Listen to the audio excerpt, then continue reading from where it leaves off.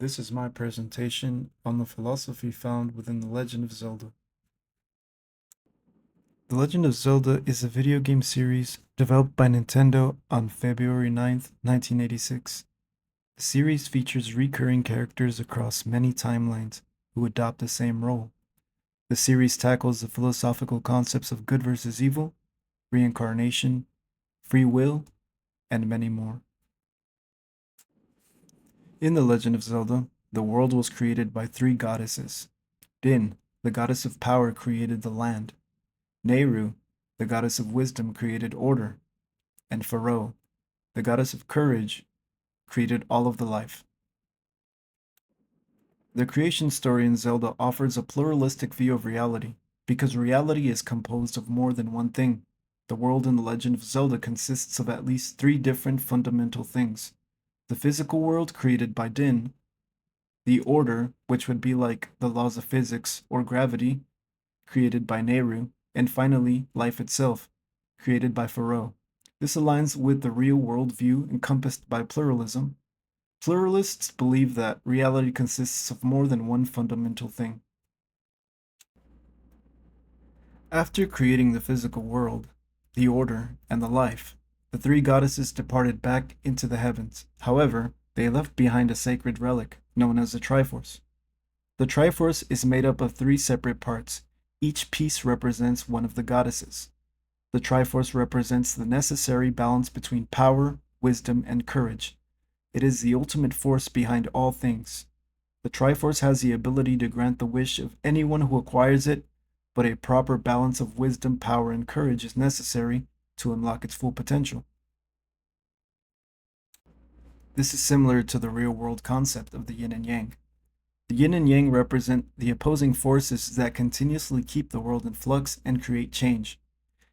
The idea behind the yin and yang, much like the Triforce, is that one must reconcile different parts of themselves to unlock a true potential. The Triforce also bears a similarity to Plato's idea of the tripartite soul. Each part of the Triforce correlates to a part of the tripartite soul. Power correlates to the appetitive part of the soul because it is driven by desire and can be subject to greed. Wisdom correlates to the rational part of the soul because it is driven by logic, and the virtue of reason is wisdom. Courage correlates to the spirited part of the soul because it is driven by emotion, and the virtue of the spirit is courage. It is likely that the concept of the Triforce and what it represents was directly influenced by Plato and his idea of the tripartite soul. Reincarnation is a central theme in the Legend of Zelda series.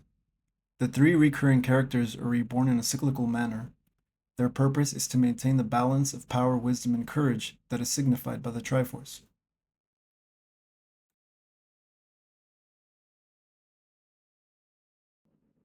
Princess Zelda is a direct incarnation of the goddess Hylia, and is reborn as her incarnation through many different life cycles. She awakens the chosen hero and protagonist of the story named Link. Link, the main protagonist of the series, is reborn through many life cycles as the chosen one in the story when the world is in need of a hero. The principal characters being reborn over various life cycles and eras point to a system of reincarnation. This is similar to the ideas of rebirth found in Eastern philosophies. In Hinduism, a soul is thought to enter life not as a new creation, but instead comes from a chain of many life cycles. Krishna, an incarnation of Vishnu, guides Arjuna in the same way that Zelda, an incarnation of Hylia, guides Link on his destined path. The presence of these two figures serve as divine guides. They help the hero of the story embrace their chosen path and fulfill their destined duty. In The Legend of Zelda, Link, the main hero and protagonist of each game, usually has to go through many trials before he is ready to save the world from evil. These trials unlock the potential wisdom, power, and courage within him and allow him to become fully actualized. The trials faced by Link shape him into the hero that he needs to become. This mirrors real-world virtue ethics.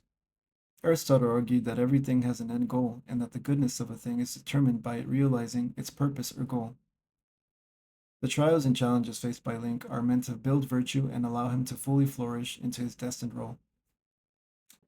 The concept of Dharma in Hinduism is complex, but one interpretation is to rise to your calling and live in alignment with your cosmic duty. Link's duty throughout each Legend of Zelda entry is the same: to save the world from evil. Link always rises to the occasion as a chosen hero that defeats evil, maintaining universal order. The three recurring main characters are continuously reborn in order to carry out the same role. They are predestined to live for the same purpose over and over through countless life cycles.